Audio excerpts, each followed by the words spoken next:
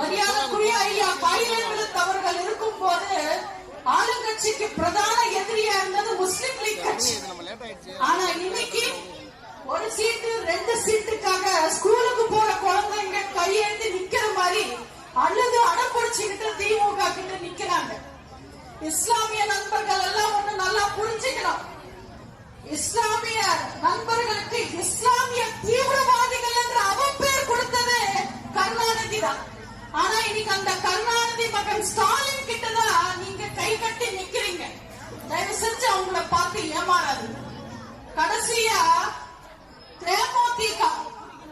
தேமுதிகனாலே தேர்ந்து முடிஞ்ச கட்சி, தேர்ந்து முடிஞ்ச தீகா மண்டபத்தை இடிச்சதை எதிர்த்து கருணாநிதியை எதிர்த்து கட்சி ஆரம்பிச்சாரு கேப்டன்.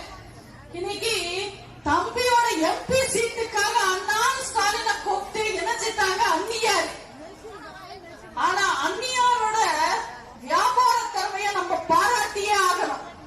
10-15 வருஷமா திமுக செய்யற அத்தனை அராஜகங்களுக்கும் ஜால்ரா தட்டி பிபி வாஸ்டர் கூடவே இருந்த ஒரு 3-4% ஓட்டு வச்சுக்கிட்டு 4-5 எம்பிக்களை எம்எல்ஏக்களை வச்சுக்கிட்டு இருக்கிற கட்சிகள் எல்லாம் கேட்டது கிடைக்காம அசிங்கப்பட்டு நிற்கும் போது நம்ம அந்நியார் அசால்ட்டா 10 சீட்டும் ஒரு எம்பி சீட்டும் வாங்கிட்டு வந்துட்டாங்க. இவங்க அரசியல்ல இருந்ததை விட பிசினஸ்ல இருந்தா பிரமாதமா வந்திருப்பாங்க. உலகத்துல எங்க எந்த அரசியல்வாதிய பார்த்தாலும் நான் வந்துட்டு அதை செய்வேன் இதை செய்வேன் நான் அப்படி நான் இப்படின்னு வீரம் பேசுவாங்க. ஆனா எதையும் பேசாம வியாபாரமா பார்த்து அரசியல்ல பேரம் பேசுற ஒரே அரசியல்வாதி அந்நியர்.